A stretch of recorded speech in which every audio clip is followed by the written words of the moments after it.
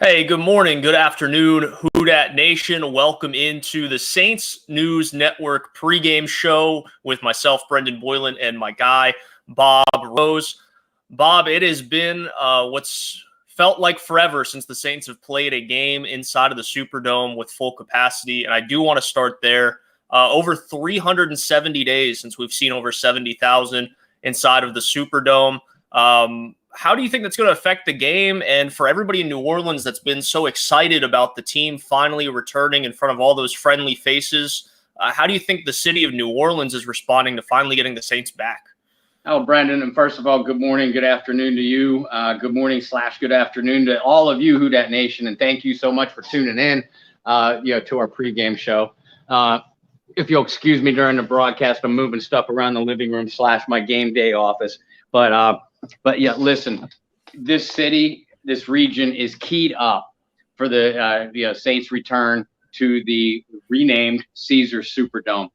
I think the team is keyed up too. I don't know. I've seen some comparisons made to 2006. Listen, Ida wasn't as nearly as tragic on the level of Hurricane Katrina. I'm not downplaying it at all, but it's so important for these players, for these coaches to actually be home in their own beds with their own families, some sense of normalcy. And like you pointed out, I didn't realize, I didn't do the day count, but I do know it has been since the January 5th, 2020 wild card playoff loss to the Minnesota Vikings since the Superdome was at full capacity. So, I mean, yeah, this means so much to this entire region. We know how much Saints football means to the Gulf Coast, the state of Louisiana, and particularly the city of New Orleans. But if you followed the Saints for a while, and especially this team, you know how much the community means to this organization too. So I think this team is going to come out extremely fired up this afternoon. Well, you saw players, whether it was their media availability following week 3, whether it was their media availability throughout the week, whether it was just things they put on Twitter and Instagram, this team was ready to come home. And I can't stress that enough. And I know people who travel for work. I know people who are out and about all the time in different cities. You guys can attest to it. It's hard to be on the road for that long. It was over 28 days that the Saints were not in New Orleans. So to have to sit and work in an unfamiliar territory, to be away, yeah, you had some of the guys were able to bring family and dogs and whatnot with them, but to not be in your home community doing something that you love, there is a piece of you missing. And I know the New Orleans community certainly missed their Saints. They're back. That's so important. But let's jump into some news, Bob. We have the injury report. The inactive list came out about 15 minutes before we went live. You can head over to si.com/NFL/Saints and catch up on everything, pregame reports, inactive reports from John Hendricks. But this is your list. You have Ian Book, Desmond Trufant, Montravius Adams, Teron Armstead, Eric McCoy, and Lil Jordan Humphrey. McCoy and Armstead, the only ones missing due to injury. The other ones are healthy scratches. What do you make of Desmond Trufant being an inactive, healthy scratch for the second consecutive week? Because I think if you were asked somebody a month ago, cornerback 2 was the biggest concern on this team, and all of a sudden it looks all patched up and fine, and the Saints just kind of patched the tire, right? They did more than patch the tire, Brendan. They put a brand new tread on this thing. The trade for Bradley Roby, I think, is going to pay huge dividends for the rest of the year. But the thing is, even Roby only got, I think, 3 or 4 snaps last week against New England, with Trufant being a healthy scratch then too. And you and I exchanged some words about it ahead of time. That's a really big testament to how well rookie third-round pick Paulson Adebo is playing at cornerback. B, you still have Roby available, and I think Roby is a better player than Desmond Trufant. But that's just a testament to how deep and versatile this New Orleans Saints secondary is. Dennis Allen, Sean Payton felt comfortable in making Trufant a healthy scratch last week and apparently this week because of not only Roby and how well Adebo is playing, but they feel extremely confident moving Chauncey Gardner-Johnson and or P.J. Williams into the slot. Gardner-Johnson, is going to be your 5th defensive back. That's without question. But Dennis Allen runs a lot of 6 defensive back schemes because he runs extremely aggressive defensive packages. And last week he ran P.J. Williams more often than not as that sixth defensive back, and apparently that's what we're going to see again today. Trufant is going to add depth. You never want to see a player go down with injury, but the fact that you have a player like Desmond Trufant available, or even Ken Crawley in a week or so will be coming off injured reserve, it just points to how deep and talented this New Orleans Saints secondary now is.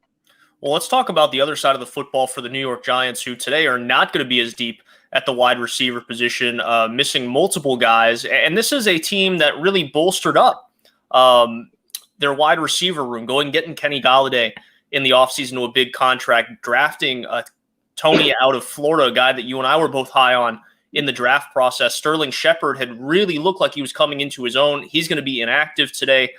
Where are the Giants going to go to score points? Because for Danny Dimes, this is a big game in his NFL career. Has he ever really faced a crowd like this at the NFL level?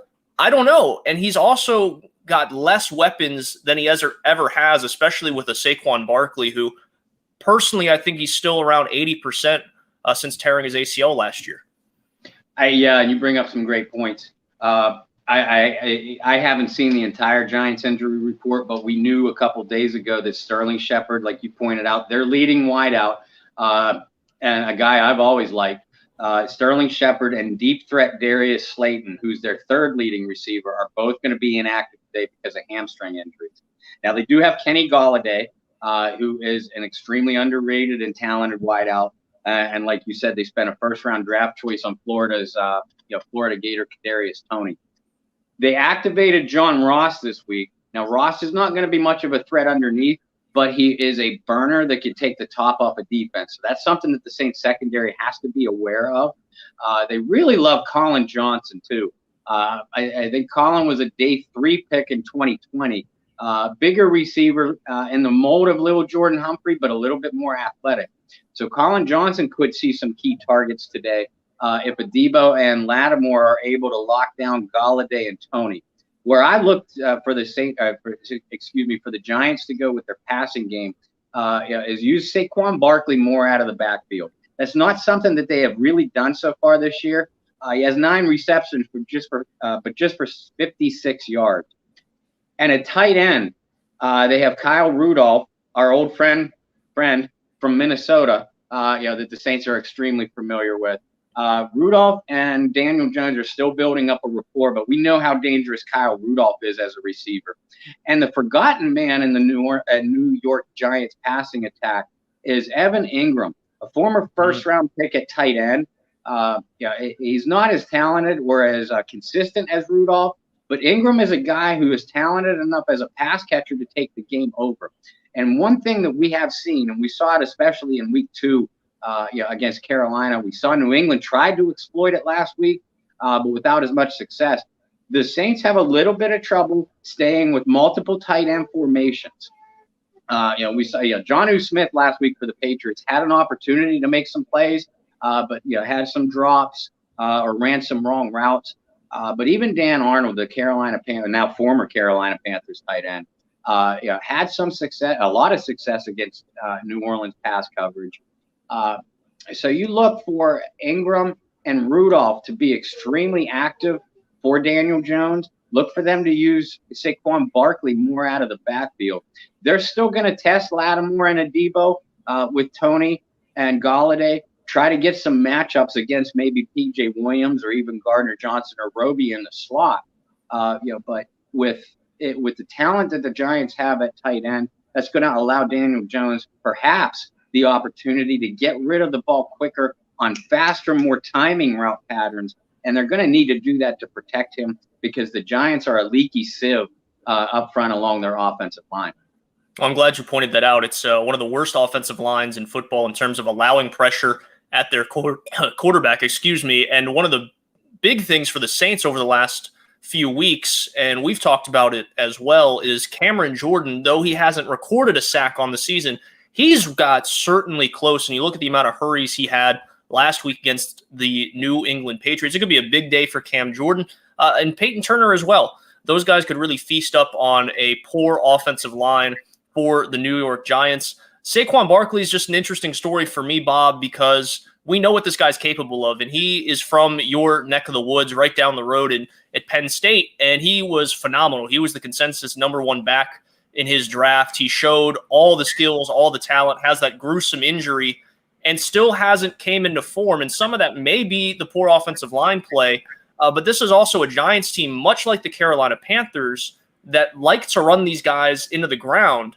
And where do you see that kind of let up for Saquon Barkley, because he still is recovering from injury? Who are some other running backs the Giants could use today? They brought in Devontae Booker in the offseason. He is their consensus #2 guy. But all of the Giants backup running backs have a combined, I think, 9 carries this year. So their bell cow is going to be Saquon Barkley.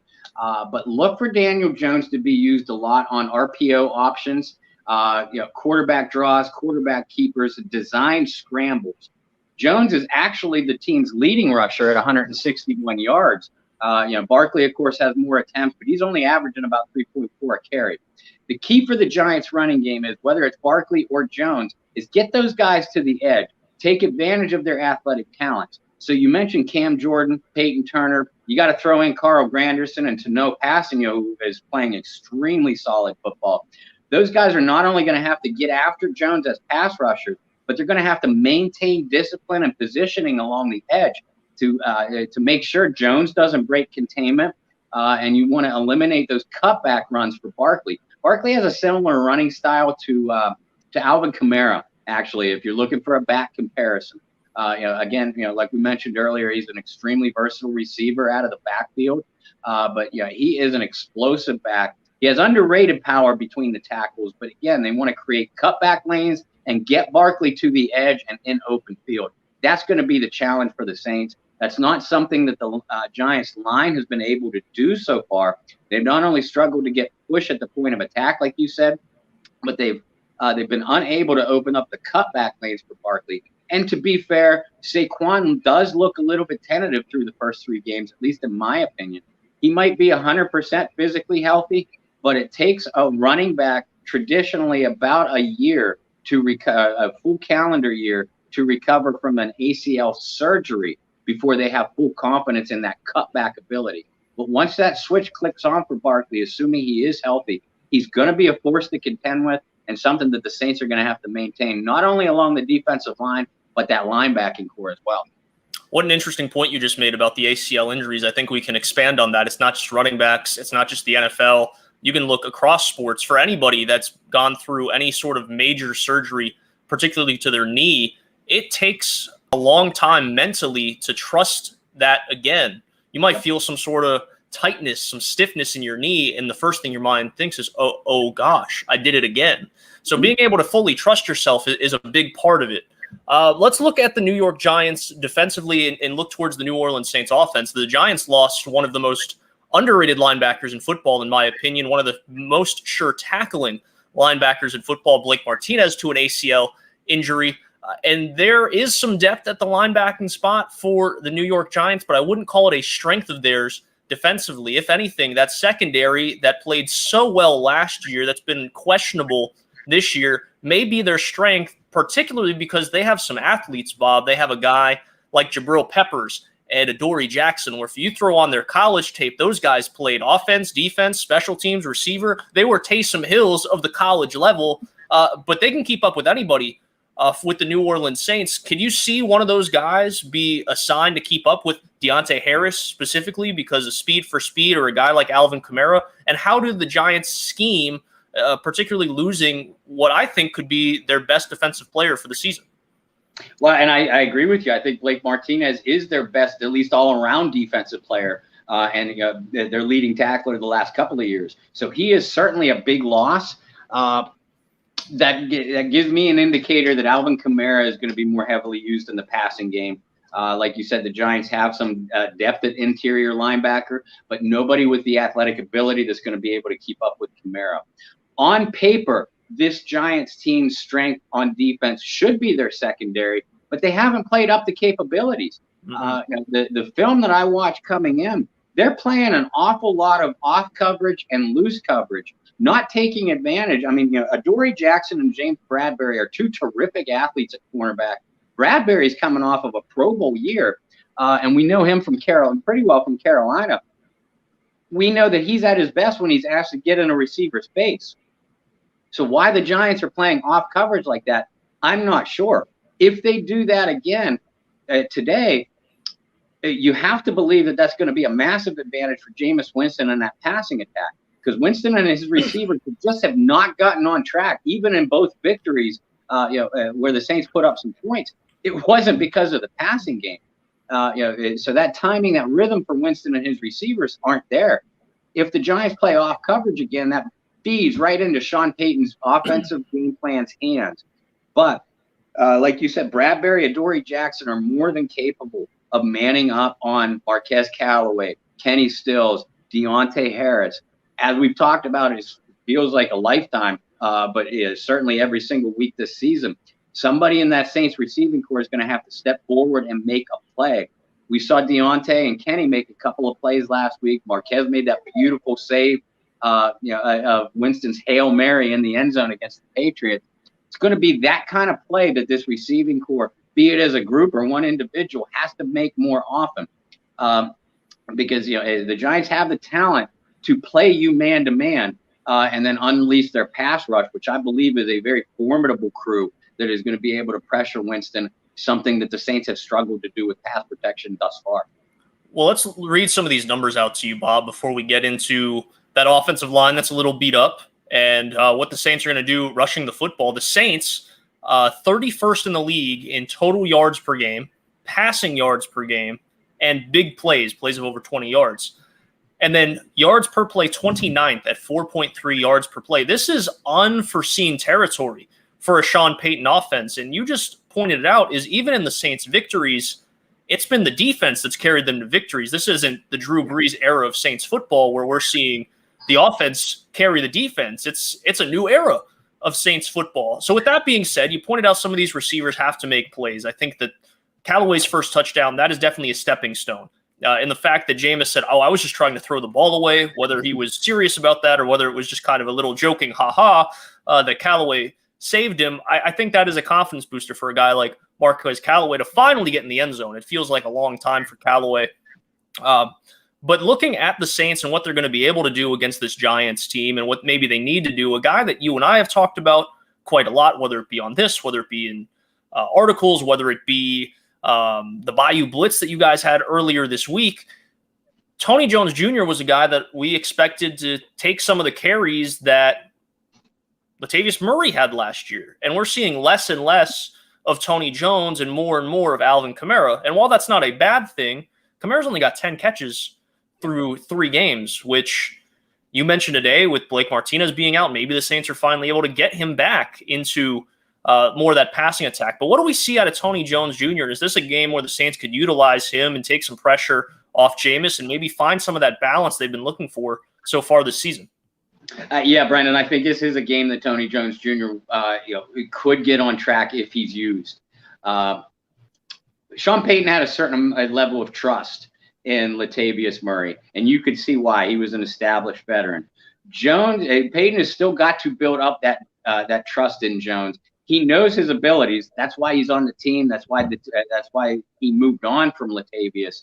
But to put him in game situations is a little bit different, especially when you already know that you don't have a passing game with you had with the likes of Drew Brees to bail you out if you can't run the ball. So I don't blame Sean Payton for leaning on Alvin Kamara a little bit. I think as the season progresses, you are going to see, as long as Jones continues to run well when he's asked, I think you're going to continue to see Sean Payton's level of trust build up in Jones, him to use him more often. And if that happens with success, that's only going to free up space and versatility issues for defenses against Alvin Kamara. We know that Payton already has confidence in Taysom Hill running the ball. Everybody knows what's going to happen when number 7 comes into the game. Obviously, the strength of this team is going to be on the defensive side of the ball. But right now, Sean Payton feels much more confident and just bashing at the gut of an opponent with his running attack, be it with Kamara, Taysom, or to a much lesser extent, like you mentioned, Tony Jones. If Jones has some success against this Giants team, that's going to free up Kamara for the passing attack later on in the game. Taysom Hill played less than 35% of the snaps in week 1 and week 2 for the New Orleans Saints, offensive snaps, that is. Looking at last week in the victory in New England, it certainly felt like he was the dominant force of the final scoring drive for the New Orleans Saints, but he's up over 50% of the offensive snaps last week in week 3. Do you expect Taysom Hill to get back towards that true Swiss Army knife type of role and play the amount of snaps that he did in week 3? Yeah, I do. Especially with the success that they had against New England. I mean, Taysom was their finisher last week. Putting the exclamation point on that key road victory against the Patriots. And again, Coach Payton knows what Taysom can do, so he knows that he can count on him in situations. So Saints fans, and I know a lot of you are like me and just let out this huge groan when number 7 comes into the game, because millions of viewers nationwide knows what's going to happen next. But again, as long as the Saints execute up front, you're going to have success with it. And to be fair to Taysom, he spent an off season and all training camp and preseason training and focusing on being a quarterback. So maybe it has taken him a couple of weeks to maybe bulk himself up, get himself back in that mentality and physicality to be what he had been for the Saints the previous 3 years. And I do think that Sean Payton is going to use him more often in that role going forward now. Well, we have a fan question. I think this is an interesting one because it could be a quote-unquote revenge game. How are we feeling about the kicking spot? Because last week was a down week. Certainly, Will Lutz still on IR. Are we trusting Rojas to come out and make a kick if the Saints absolutely need one today? Because I have a gut feeling, having covered this team for as long as you and I have, there's going to be a game where it's going to come down to a final kick. Certainly, when the Saints are without one of the most consistent kickers in football over the last half decade.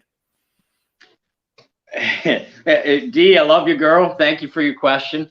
Well, I don't have confidence in Aldrick Rosas. Obviously, I don't need to. Coach Payton still does have some level of confidence, apparently. I expected the Saints to bring in kickers at the beginning of the week to at least audition, if not make a move at the position.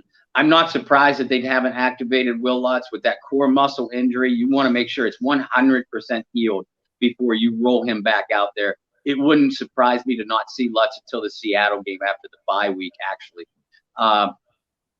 Rosas is kicking in the dome, so he's not going to have to worry about natural grass, outdoor conditions, anything like that. That might play a factor here. I don't know. But we have also seen Sean Payton have zero hesitation to go for a 4th down that makes you scratch your head on the surface, and then the light bulb clicks on, and then you realize he has no confidence in his kicking game. So I think the bigger question is, if a close game, if today, for example, is a close game, the Saints are facing a 4th and 8 in a situation that could be like a 48 or 50-yard field goal, what's Coach Payton going to do? Is he going to have the confidence in his kicker, or is he going to roll the dice and go for a 4th down, where it's against the odds that you make it? I think that's the bigger question here, not whether Aldrick can make a kick or not. Obviously, every time he trots onto the field, it's going to be a concern. But whether his coach has confidence in him to make a kick, and how he's going to gear his in-game strategies around that.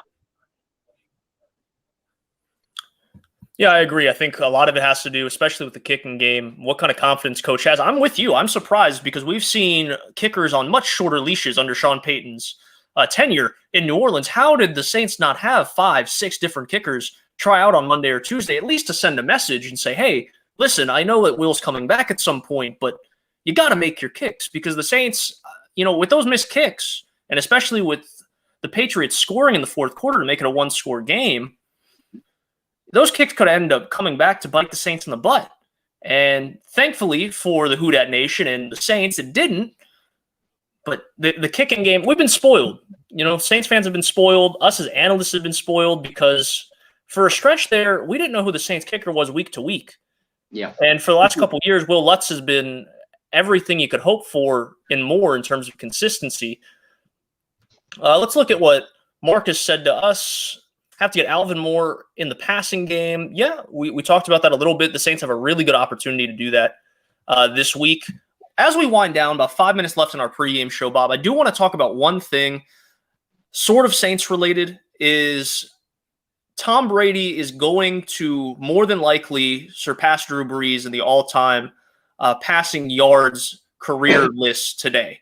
And I saw the NFL Network, they shared on Facebook and Twitter and their different social medias just a look back at that special night in the Superdome for Drew when he broke the record and surpassed Peyton Manning, and that awesome moment to have the kids on the sideline and you can accomplish anything in life that you're willing to work for type of a moment. I actually have the game ticket somewhere up here from that game. I have mine up above. Yeah, it's very neat. And it's a moment that I know Saints fans are going to remember forever. There was another report this morning that Tom Brady is looking to extend his contract and not retire at the end of the year. So any thoughts that you have at seeing this record be broken? I know Drew is on record this week saying he's happy to see it be broken because that's what records are made to do. And Drew has broken just about any and every record you possibly could in the NFL at the quarterback spot. Listen, and obviously Drew's going to say that. I feel that the fan base, particularly the Saints fan base, has much stronger feelings about this than what Drew Brees does, or Peyton Manning and Brett Favre before the previous record holders. What makes me angry about it is I know the national media, they have tried to discount, underplay, undervalue Drew Brees and his accomplishments throughout his legendary career. And my fear is that once Tom Brady passes Drew, and he's already passed him in a couple other categories, once Tom displaces Drew and moves him down onto second place, that Drew is going to be all but forgotten about in the national media. But listen, there's nothing that we can do about that. Drew Brees had such a magnificent career. It's one that should be appreciated by every single person who's ever watched the game of football. But we can't control that. Tom Brady, you can't discount whether you like or dislike the man, whether you believe he could have played in any other era, he couldn't have. You can't discount what he's done in this particular generation of football. So Tom deserves his accolades. And as far as Brady extending his career, as long as he continues to play at the level he's playing at, I mean, hell, why not? I'd be still out on the volleyball court if my body didn't break down. I know for a fact Drew Brees would still be in uniform if his body didn't break down. So you have to respect Brady's continuation of an already magnificent statistical career. I just wish Drew got more praise for what he actually accomplished from outside the Who Dat Nation. Everybody inside Saints Nation, you better appreciate what you had. Even if you didn't enjoy it at the level that you should have, that we should have at the time it was taking place, it's always going to be something that you look back on and say, my team had one of the greatest quarterbacks that ever lived for 15 years. So hang your hat on that. I'm with you. I think even after the retirement of Drew Brees, right when it happened, you saw people start throwing these lists out in the national media of who the greatest quarterback of all time was. And some of those lists didn't include Drew Brees in the top 10. Right. And to me, it's unreal. You have a guy who's thrown for more yards than anybody in NFL history. And this is probably the last time I'm going to be able to say that. But he's thrown for more yards than anybody has in NFL history. At one point, he had more touchdowns than anybody in NFL history. And this is a guy that, really early on in his career, he had a terrible shoulder injury, and they gave him a very slim shot at ever playing the position again. I think those things need to be appreciated. And obviously the people that we're speaking to on this, I know that they appreciate it. But I'm kind of with Drew. I think at the end of the day, records are meant to be broken. And we knew it was going to happen. It was going to be who retired first, whether it was Tom or Drew, who was going to be able to continue. And I know those guys have a really good relationship. So it's cool to see at least the record be broken by someone that mutually respects each other, because that doesn't always happen in the league. So I am happy to see that. As we wind up the broadcast, Bob, going to go into some score predictions, but I also want to hear this. I want your score prediction But is this the game where Jameis finally gets over 200 passing yards? Do we see Jameis kind of get unleashed a little bit in this game? Because historically, the Saints have played very well in the Sean Payton era offensively against the New York Giants. Yeah, they really have. And let's not forget this. Sean Payton has a chip on his shoulder against the New York Giants organization for the way he was the offensive coordinator there for 3 years. Had a good amount of success, helped lead a team to the Super Bowl, as a matter of fact.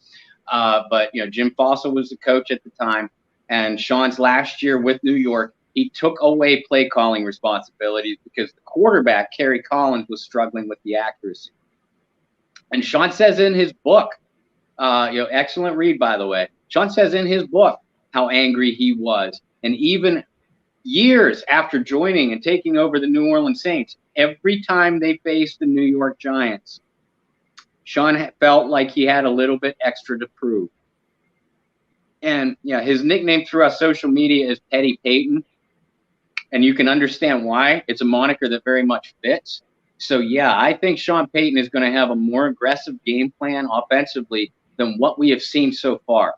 There's a certain amount of confidence being inside the Superdome as well. All those players know how fired up this crowd gets when they get on top of a team early. So I do expect, Jameis Winston and that passing attack to get on track a little bit. I don't expect a Drew Brees type performance, although on a day like today, as Brady is expected to surpass Brees, how fitting would it be if Jameis had a 400 yards, only 2 incompletions and 4 touchdown passes? I don't think it's going to be at that level. But I do expect Jameis to be anywhere between 270 and maybe 300 yards today. I think you mentioned Marquez Callaway and a certain confidence booster that single catch had last week. We already know that he has a good rapport with Winston. I think they're going to attack and look hard to find the weaknesses in that New York Giants secondary and linebacking core, and they're just going to keep hitting it over and over and over again. Defensively, I think the team is going to have a dominant day, and that's going to continue to be how the franchise wins or loses games for the foreseeable future. But I think the offense is going to get on track to a certain point today, and I'm going to go with the Saints coming out with a 31-13 or 31-10 victory. Yeah, I'm with you. I think the Saints can certainly dominate this game. That was a lot of great information about Sean Payton and going back to his time in New York and all that, so I don't have to sit there and repeat any of that. But you look historically what the Saints have done, particularly in the Superdome, to the New York Giants, and who could forget that classic battle between Brees and Eli Manning, the 52-49. We're not going to have that today. These are not teams that are built to do that. But Sean has always really gone after it against the New York Giants. I think that what you said is 100% true. Whenever the Saints can jump up on somebody at home to a full capacity crowd, you hear it and you feel it. But I think this game's a little different, and it's going to feel more like the team who scores first, that first touchdown back in front of everybody, the roof's going to blow off the dome. It's been way too long. Our friend John Hendricks, who's at the Dome now reporting live for us, I mean, he said it throughout the pregame shows with me last year, is he could just never get used to it being that empty. It was weird.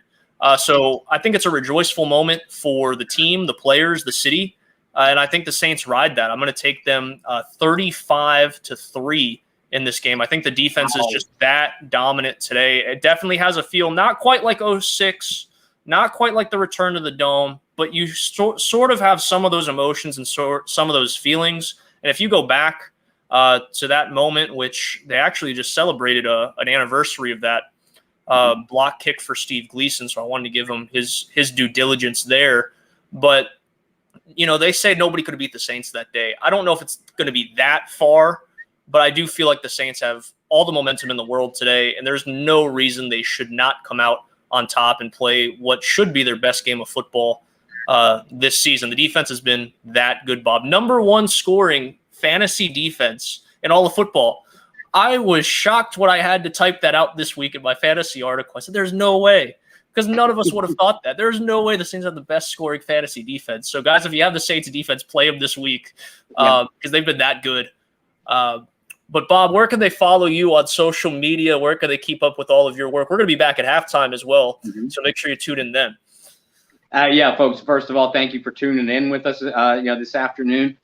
Enjoy the game. Make sure you join Brendan and I again at halftime. We're going to be doing this, same bat time, same bat channel every single week. I can be followed over on Facebook, Bob Rose. On Twitter, I can be found at BobbyR2613. And obviously, all of our work, Brendan, myself, John Hendricks, Kyle Mosley, Carla Antoine, we can be followed at the Saints News Network, SI.com/NFL/Saints, where the New Orleans Saints coverage for the Sports Illustrated team channel, and of course on Twitter at Saints News. And for myself, you can follow me. Instagram and Twitter is the same. It's at BT Boylan, BTBOYLAN, echoing the same thing as Bob. You can follow all of our work over at the Saints News Network. We're going to be back at halftime, same place. Bob and I breaking it down. The Saints return to the Superdome for the first time in 2021, and for the first time in over 370 days, you'll have 70,000 of the Who Dat Nation loud and proud. Enjoy it, because for the first time in a long time, it's not going to feel weird, whether you're at the game, watching this on your iPhone in the seats, or whether you're going to be watching it on TV. It's going to be one of the biggest returns to normalcy for a lot of people in the New Orleans area. So we hope to see you back at halftime. Who Dat, and we'll see you then.